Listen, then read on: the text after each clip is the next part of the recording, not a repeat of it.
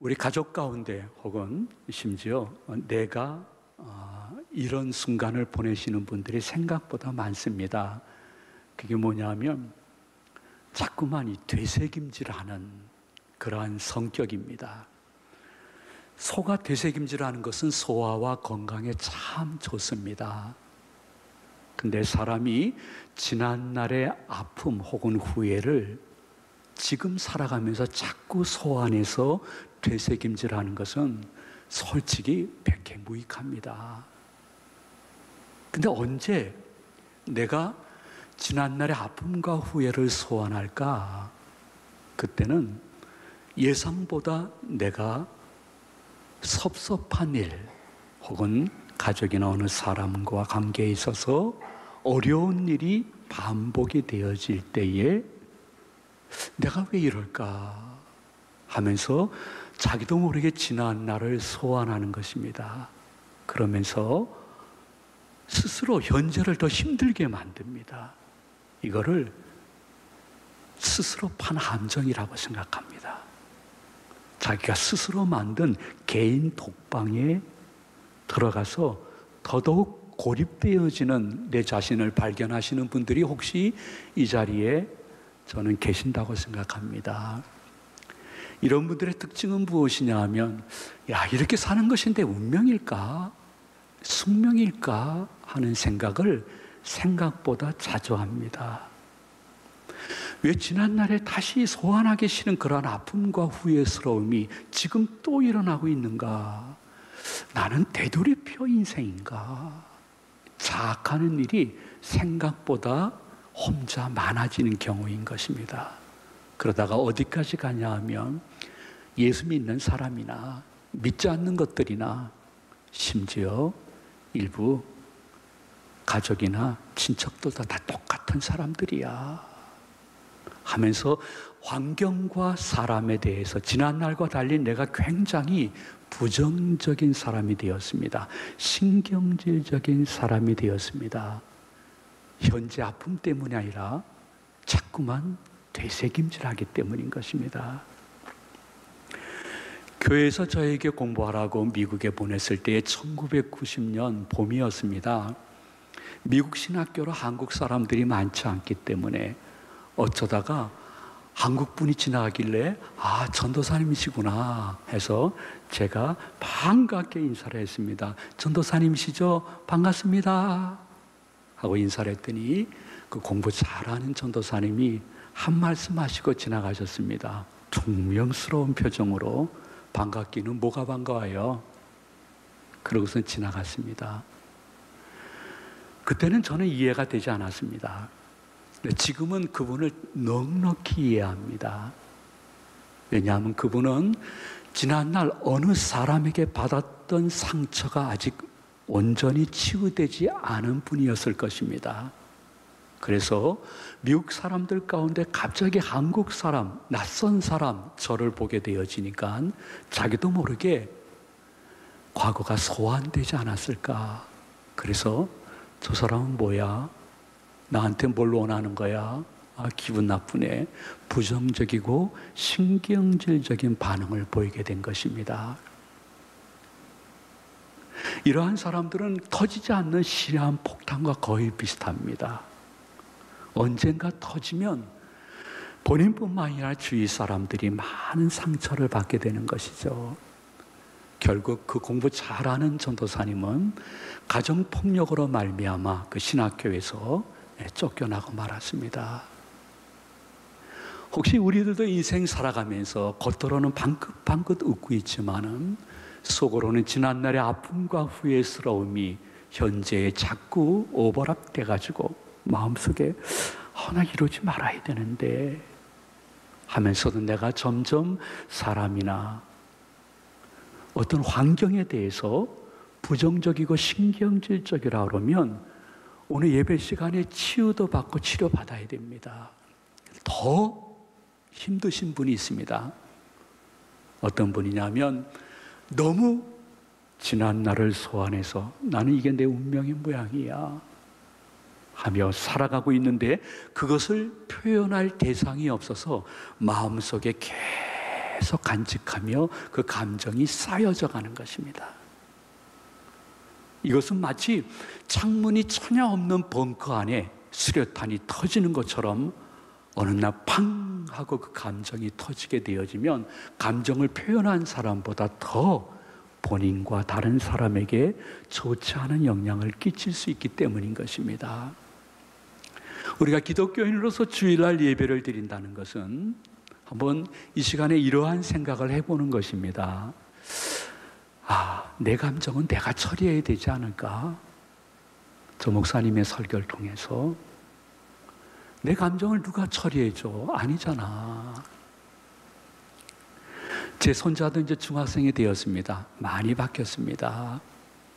중2 중학생 남자아이와 엄마가 너무너무 이 아들이 럭비공처럼 이리저리 막 튀는 독특한 행동을 해가지고 힘들어하면서 대화를 하는데 대화가 되지 않자 엄마가 얘야 우리 이야기 그만하고 우리 하나님께 기도하자 그랬대요. 그랬더니 중2 학생이 이렇게 얘기했답니다. 엄마, 가정 문제는 하나님께 기도하지 말고 우리끼리 해결하자. 응? 그게 원칙이 아니냐. 근데 걔 말이 틀린 듯 하면서도 맞습니다. 내 감정은 내가 처리해야 됩니다. 자꾸만 내가 어떠한 사람이나 어떠한 일이 생겼을 때 과거를 소환하는 것을 미래로 바꿀 수 있는 감정의 변화가 필요한 것입니다. 이거 굉장히 의식적이고 의지적이어야 됩니다. 과거는 할 수 있거든 점점 잊어버리려고 하고 현재는 있는 그대로 받아주는 것입니다. 다른 사람하고 비교할 필요 없습니다. 그리고 동시에 말씀과 기도 안에서 나의 미래를 새롭게 설계하고 거기에 집중할 수 있는 내 감정, 그것을 만들어가기 위해서 아마도 목사님이 나한테 이 설교하는 것이 아닐까 하는 생각을 갖는 것도 유익한 순간인 것은 사도 바울이 똑같았습니다. 사도 바울도 과거가 예수 믿는 사람들 잡아가지고 승진하던 사람이었기 때문에 그것을 소환하면 아프고 너무 후회스러웠습니다. 그런데 그분은 본문 13절에서 우리에게 이렇게 말씀해 주고 있습니다. 우리 한번 다 같이 13절을 봉독하도록 합니다. 형제들아, 나는 아직 내가 잡은 줄로 여기지 아니하고 오직 한 일, 즉 뒤에 있는 것은 잊어버리고 앞에 있는 것을 잡으려고 이렇게 말씀했습니다. 뒤에 있는 것은 잊어버린다. 무슨 뜻일까요? 뒤에 있다 하는 의미는 지금 생각하면 너무 가슴 쓰라린 과거를 이야기하는 것입니다. 근데 이 뒤에 있는 것을 잊어버린다 하는 것은 내가 지금 현재 내 삶과 신앙이 전진하는데 지난 과거가 거침돌이 되어진다고 하면 나는 의식적으로 잊어버리려고 노력하겠다. 생각날 때마다 예수님을 생각하거나 예수님의 이름을 부르거나 예수님의 보혈을 명하여 지난날 것을 잊어버리겠다 하는 것이 사도 바울의 삶과 신앙의 흐름이었던 것을 우리들에게 증거해 주고 있습니다. 여러분, 한 사람 한 사람의 삶 속에 하나님은 성령님도 계시지만은 가끔 악령이 여러분들을 괴롭힐 때가 있다는 사실을 인정해야 됩니다. 그것이 악령인지 나의 옛 본성인지는 구별하기 좀 힘든다 할지라도 기억해야 될 것은 사도 바울뿐만이 아니라 믿음의 좋은 선배님들은 뒤의 것에 대해서 의식적으로 잊어버리고 지금 현재와 하나님이 나에게 준비해 주신 미래를 향하여 희망적이고 적극적이고 긍정적인 마음을 가지고 삶으로 말미암아 마음이 변하니 말이 변하고 말이 변하니 행동이 변하여 나뿐만 아니라 주위 사람들에게도 선한 영향력을 끼칠 수 있는 은혜를 받는 것인데, 그러한 성도님들이 이 성도 한 사람 한 사람 중에 저 목사님은 나를 향해서 지금 말씀하시는 거야 하시는 분들에게 응답되는 이 시간 되시기를 축원해 드립니다. 그렇게 해야 될 까닭은 여러분 한번 생각해 보세요. 여러분이 진정 믿음이 있다고 하면요, 여러분들이 지난날에 너무 힘들었던 과거, 아픈 추억, 그리고 지금 다시 생각해 보면 너무 후회스럽고 수치스럽고 불신앙적이었던 내 삶을 아버지 하나님은 이미 우리의 회개 기도를 들으시고 다 잊어버렸는데 나만 기억하고 있는 것입니다. 왜 이렇게 오지랖이 넓습니까? 하나님은 다 벌써 나 잊어버렸어. 난 너 품에 안고 있어. 내가 너 사랑해. 하는데 내가 자꾸만 과거를 소환해서 현재의 신앙이나 봉사나 가족 간의 아름다운 화목을 자꾸만 나 때문에 해친다고 하면 너무 오지랖이 넓은 것입니다. 하나님은 여러분들의 지난날의 모든 잘못을 회개한 것에 대해서는 온전히 잊으시고 기억조차 안 하신다는 것을 믿으시는 분은 아멘 하시기 바랍니다. 바다는 비에 젖지 않습니다. 바다는 비뿐만이 아니라 비바람에도 젖지 않습니다. 폭풍 후에도 바다는 젖지 않습니다. 심지어 쓰나미에도 바다는 비에 젖지 않습니다. 잠깐 격한 풍랑이 있을 뿐이지 때가 차면 바다는 다시 평온해집니다. 성도님들은 바다와 같은 분이십니다. 그것이 특권인데 아직 누리지 못하는 분들이 많을 뿐인 것입니다. 어떠한 사람이나 나의 옛날 과거가 내 현재를 적게 만들 수 없습니다. 조금 흔들릴 수는 있습니다. 그리고 괴로울 수도 있을 것입니다. 그러나 여러분들이 그렇게 지난날 과거가 나를 흔드네, 나를 적게 만드네 할 때마다 여러분들은 거의 의식적으로 끄집어내야 될 것은 예수 그리스도인 것입니다. 예수 그리스도의 이름 혹은 보혈인 것입니다. 그걸 속으로도 말할 수 있지만 입으로 선포해야 됩니다. 나의 지난날의 모든 과거는 예수 그리스도의 십자가의 보혈로 온전히 제거된 건데 내가 그것을 다시 생각하게 하는 것은 나의 옛 본성이든지 사단의 역사인 줄로 압니다. 예수님 제거시켜 주시고 저는 현재와 미래를 보면서 살아가게 하여 주시옵소서. 사도 바울이 늘 일평생 마음속에 간직하고 있었던 것은 내가 예수님이나 신앙에 대해서 아무것도 알지 못했을 때, 혹은 믿음이 크지 않았을 때, 혹은 내가 깨달음이 없을 때 했던 모든 일에 대해서 주님이 회개한 것을 다 용서하셨다 하는 이 믿음만큼은 일평생 흔들리지 않았기 때문에 사도 바울은 바다처럼 세상의 풍랑이라든지 사람들의 자신을 향한 평가에 너무 젖지 않고 흔들리지 않았던 것입니다. 그 증거를 우리 한번 14절에서 다 같이 읽어보시도록 하겠습니다. 우리 다 같이 14절을 봉독합니다. 둯대를 향하여 그리스도 예수 안에서 하나님이 위에서 부르신 부름의 상을 위하여 달려가노라. 아멘. 우리 한번 따라해 주시면 좋겠습니다. 둯대를 향하여 그리스도 예수 안에서. 이거 무슨 뜻일까요? 내가 교회 다니고 예수님을 영접한 이제는 하나님의 자녀가 되었다고 하면 저는 지난 날을 자꾸 소화하는 일을 줄이고 내 삶의 유일한 둯대는 예수 그리스도 한 분인 줄로 믿습니다. 나는 오직 예수 그리스도 그분 때문에 지금까지 살았고도 앞으로도 살게 될 것이기 때문에 저는 예수 그리스도 외에는 아무것도 의지하지 않고 어느 사람에게도 흔들리지 않고 예수 그리스도만 사랑하고 두려워하면서 살아가겠사오니 저의 삶과 저의 가정을 지키시고 홀로 영광을 받아 주시옵소서. 이것은 예수 그리스도를 좋아하는 단계를 이미 넘은 것입니다.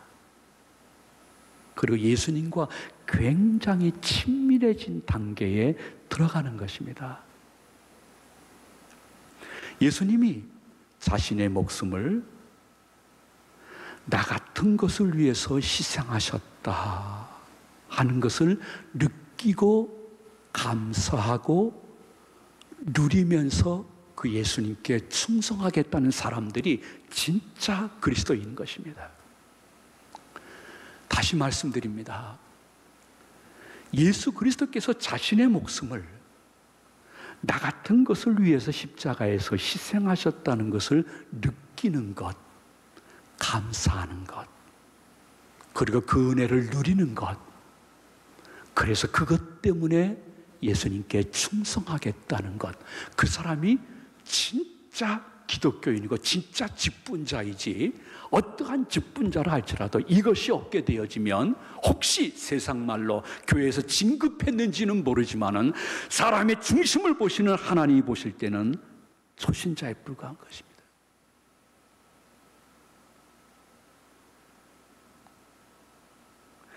예수님의 시선으로 자신을 보며 자신을 사랑해야 됩니다. 세상에 여러 가지 시선이 우리를 자꾸만 흔들리게 하지만은 기독교인들은 신비에 새겨놔야 될 것은 예수님의 시선으로 내 자신을 보고 내 자신을 사랑하자. 도대체 내가 예수님에게 얼마나 존귀한 사람이기 때문에 그분이 나를 위해서 목숨까지 버리셨는가? 이 시선으로 자신을 바라보라는 거예요. 자신을 이제 그만 자각하고 사랑을 하는 거예요. 이웃 사랑보다 더 중요한 것은 자기 사랑이에요.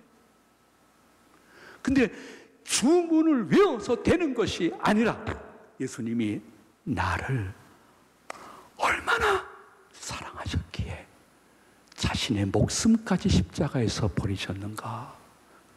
그때부터 자신의 가치가 달라집니다. 그때부터 자기를 사랑하는 사랑의 농도가 달라집니다. 그때부터 자존감이 회복되어집니다.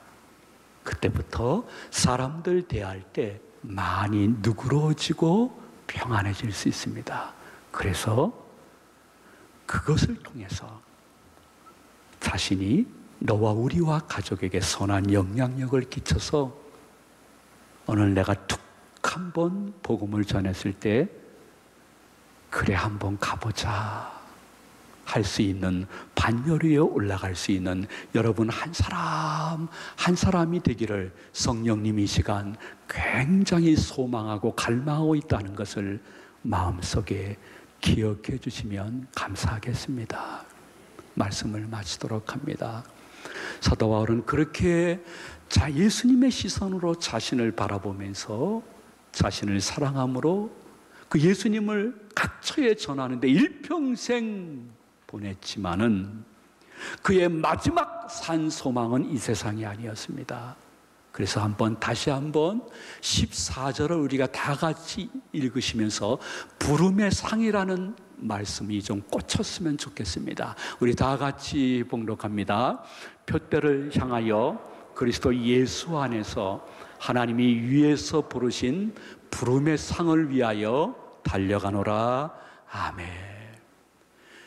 예수님 믿음으로 말미암아 내 삶과 신앙이 바뀌는 것도 중요하지만은 사도 바울과 우리의 일평생 소망은 무엇이냐 하면 우리가 받은 구원이 천국에서 완성되어지는 그날, 하나님 백보자 앞에 서는 그날, 천상 예배에 참석하는 그날, 내가 너무 부끄럽지 않기 위해서 자신의 믿음의 옷깃을 여미면서 여생을 살아간다는 것입니다.